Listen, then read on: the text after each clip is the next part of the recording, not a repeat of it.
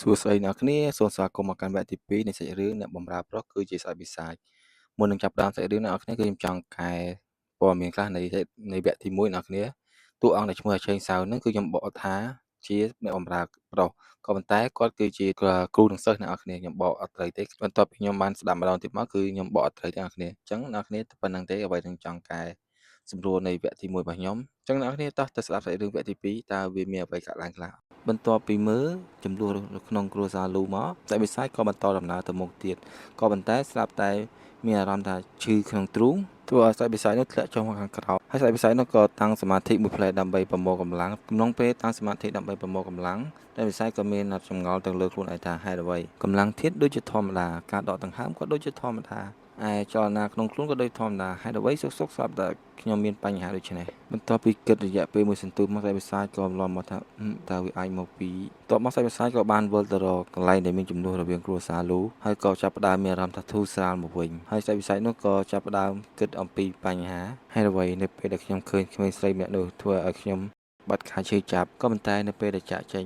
ធ្វើឲ្យទ្រូងរបស់ខ្ញុំចាប់ផ្ដើមឈឺតែវិស័យក៏ដឹងខ្លួនថាអូនេះគឺជាចំណងវិញ្ញាណហើយបើរឿងនេះមិនដោះស្រាយនោះទេគឺសាច់វិស័យក៏មានបញ្ហាជាមួយនឹងខ្លួនប្រាណនេះផងដែរបន្ទាប់មកសាច់វិស័យក៏ប្រើវិទ្យាសាស្ត្រដើម្បីស្វែងរកនៅការចងចាំរបស់ខ្លួនប្រាណមួយនេះថាហេតុអ្វីបានវាធ្វើឲ្យគេមានបញ្ហាដូចនេះហើយសាច់រឿងនោះគឺកើតឡើងនៅក្នុងគ្រួសារលូដោយថ្ងៃមួយស្វានមានបញ្ហាជាមួយអ្នកផ្សេងតបមកអ្នកនាងគ្រួសារលូក៏បានចូលមកជួយហើយបានការពារគេហើយក៏បាននិយាយថាកុំធ្វើបាបគេហើយក៏បានបន្តទៀតថាដរាបណាគេរស់នៅក្រោមដំបូលផ្ទះជាមួយយើងគេក៏ជាសមាជិកនៃគ្រួសាររបស់យើងដែរហើយអ្នកដែលមានបញ្ហាជាមួយហ្វាននោះក៏បានឆ្លើយទៅវិញថាហេតុអ្វីអ្នកនាងត្រូវការពារគេគ្រាន់តែជាអ្នកបម្រើម្នាក់តែប៉ុណ្ណោះបន្ទាប់ពីរឿងនេះបានចប់ហ្វានក៏បានសូមលើកឲ្យគុណពីអ្នកការពារម្នាក់ដែលមានឈ្មោះថាផាង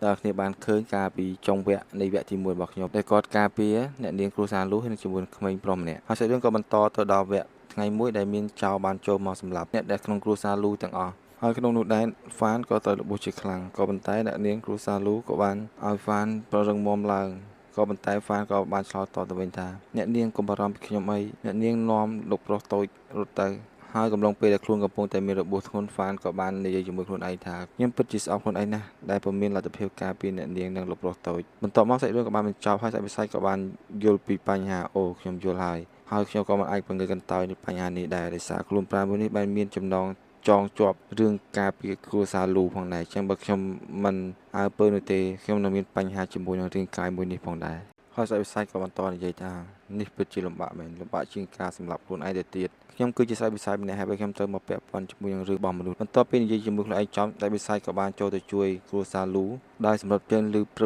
ឹបហើយសាច់វិស័យក៏បាននិយាយថាហេ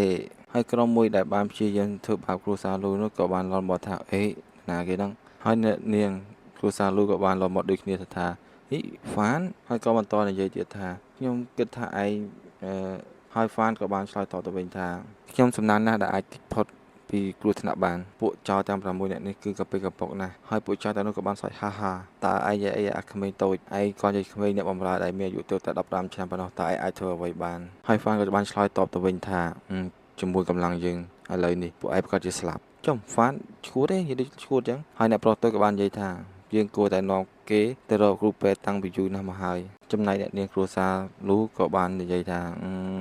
ាគេខាត់អីហើយអ្នកនាងគ្រួសារលូក៏បាននិយាយទៅរកពួកចៅនោះថាកុំធ្វើបាបគេឲ្យគេរត់ទៅតែពួកគេមិនបានដឹងថាហ្វានឥឡូវមិនមែនដូចហ្វានពីមុនទេហ្វានឥឡូវគឺស្រេចពិសាចគ្រាន់តែនិយាយគ្នាចប់មេរបស់ពួកចៅក៏បានឲ្យកូនចៅរបស់គេដែលមានមាឌធំម្នាក់ទៅសម្រាប់ហ្វានអ្នកដែលមាឌធំនោះគ្រាន់តែព្យាយាមទាញដាវទៅសម្រាប់ហ្វានក៏គេចខ្លួនហើយក៏បានយកដាវគេទៅសម្រាប់គេវិញដោយយ៉ាងរហ័សធ្វើឲ្យអ្នកដតីដែលនៅទីនោះមានការភ្ញាក់ផ្អើលយ៉ាងខ្លាំងបន្ទាប់ពីសម្រាប់ចោលម្នាក់នោះហើយហ្វានក៏បានរត់ទៅចាប់អ្នកនាងគ្រួសារលូហើយនឹងអ្នកប្រុសតូចរត់ទៅយ៉ាងឆ្ងាយហើយមេកក៏បានប្រាប់កូនចៅគេឲ្យព្យាយាមពន្យាពេលទុកពេលឲ្យអ្នកនាងហើយនឹងអ្នកប្រុសតូចរត់ឲ្យបានឆ្ងាយសាច់រឿងក៏មកដល់ពេលព្រឹកឡើងក៏មានលេខសម្លេងថាដាក់យើងចុះហ្វានឈៅឯងគាត់ជាអ្នកបម្រើប៉ុណ្ណោះឆាប់ដាក់យើងហើយនឹងបងស្រីយើងចុះភ្លាមបន្ទាប់ពីរត់គេចបានឆ្ងាយមកសាច់វិសាចក៏បានបោះអ្នកនាងគ្រួសារលូទៅនឹងដីអគុតញ្ញៈតែម្ដងហើយបន្ទាប់មកអ្នកនាងគ្រួសារលូក៏បានប្រាប់ហ្វានឈៅហ្នឹងឲ្យត្រឡប់ទៅក្រោយដើម្បីជួយអ្នកការពារឈ្មោះផាងក៏ប៉ុន្តែសាច់វិសាចក៏សួរវិញថាហើយទៅវិញហ្នឹងវាយឈ្នះគេអត់ហ្នឹងចំណែកអ្នកប្រុសតូចគ្រាន់តែលើកបែបនោះក៏ថាឲ្យតែវិសាចថាឯងគឺជាអ្នកបម្រើដ៏អាក្រក់បំផុតហើយអ្វីក៏ឯងហ៊ាននិយាយបែបនេះទៅបងស្រីរបស់យើង តែវិស័យគាត់ទៅលើបែបនោះក៏សួរទៅថាអេ LS ឯងចង់ឲ្យយើងវាយគូតអីមែនអ្នកប្រុសទុយគាត់ទៅលើបែបនោះក៏ចាប់មានចម្ងល់នឹងចិត្តចុំចង់ធ្វើអីហ្នឹងគាត់តែមួយសន្ទុះក្រោយមកក៏លឺផាច់ហើយអ្នកនឹងគ្រួសារលូក៏ថាឲ្យហ្វានថាឯងធ្វើនេះលើសហើយប៉ុន្តែតែវិស័យមិនខ្វល់នោះទេគាត់ឆ្លើយទៅវិញថាគាត់ទៅវាយពីបដៃដែរហើយតែវិស័យក៏បន្តនិយាយទៀតថា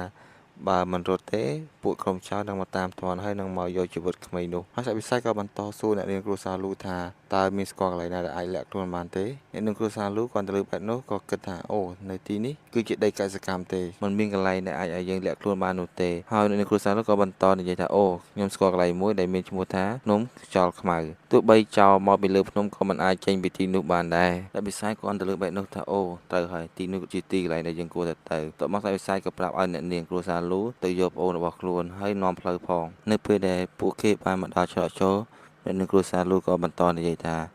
នៅទីនេះគឺមានអភិច្រើនណាស់បើសិនជាយើងចូលហើយយើងមិនអាចរកផ្លូវចេញបាននោះទេហើយអ្នកនាងគ្រួសារលូក៏បន្តនិយាយថាអ្នកដឹកនាំនៅភ្នំនេះគឺមានវិជ្ជាគុណហាក់ប្រហែលនៅពលរបស់ខ្ញុំហើយអ្នកនាងគ្រួសារលូក៏ឆ្ងល់ថាគ្រួសារខ្ញុំជាច្រើនទស្សវត្សរ៍ណាស់ហើយមិនដែលមានបញ្ហានោះទេចុះហេតុអ្វីនៅទៅសុខសត្វតែមានពួកចោរមកវាយប្រហារគ្រួសាររបស់យើងក៏ប៉ុន្តែតែវិស័យមិនខ្វល់នោះទេតែវិស័យបានសើចហាទីនេះគិតជាល្អមែនតើហ្នឹងហើយអ្នកនរគ្នាវគ្គទី2នៃសាច់រឿងអ្នកបម្រើប្រុសគឺជាសាច់វិស័យបានចប់ដំណឹងហើយសង្ឃឹមអ្នកនរគ្នាចូលចិត្តហើយបើសិនជាអ្នកនរគ្នាមានមតិយោបល់ទេអាចខមមិននៅក្នុងវីដេអូនេះបានហើយចាំជួបគ្នាវីដេអូក្រោយបាយបាយ